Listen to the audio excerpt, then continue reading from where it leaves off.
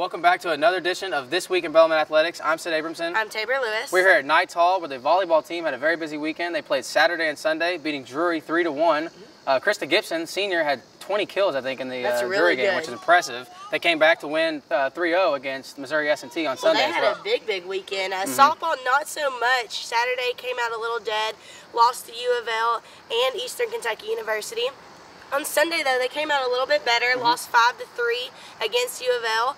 Actually played a pretty good game, a lot different from Saturday's game, and then they actually came back to win their second game against Tennessee State. So they ended with on a good note, but it didn't start out so well. Right, and then we announced to you last week that the men's lacrosse team was having their annual alumni game, and that turned out not the way that the alumni wanted. No, it was not in their favor. The regular team, the main team, beat them very badly. It wasn't good. Was it like 14-5? I think 14 or 13-5. So I'm sure we're going to be hearing about that around campus and how they're going to be bragging about it. But congrats to the lacrosse team for beating their alumni.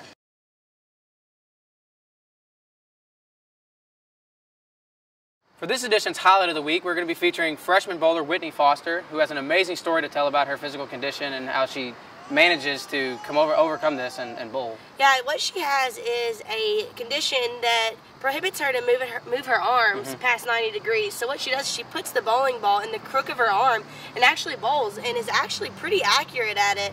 We actually got to watch her during practice and talk to her, and it was really awesome to hear what she had to say. And she wasn't only just an inspiration to us, but trying to be an inspiration to everybody. Right, yeah. She had told us when we did a story on her that she averaged 150. When she first started in high school, she started averaging 80. So, it's a huge jump, and her highest score was like 210. Yeah. Which is amazing, especially with the way she bowls and how she's overcome her stuff. Yeah, so. She has an amazing story to tell, and here she is. Well, my family was really into sports all my life, and so I just really wanted to find a sport that I was able to do. And so my freshman year, I was talking to one of my friends about how I just stopped bowling with the ramp.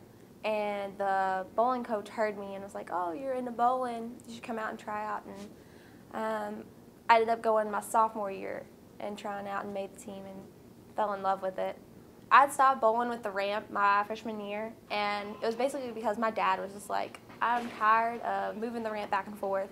So he just sat it up on my arm one day, and I just started throwing it down the lane. And I threw a ton of gutters and different things, but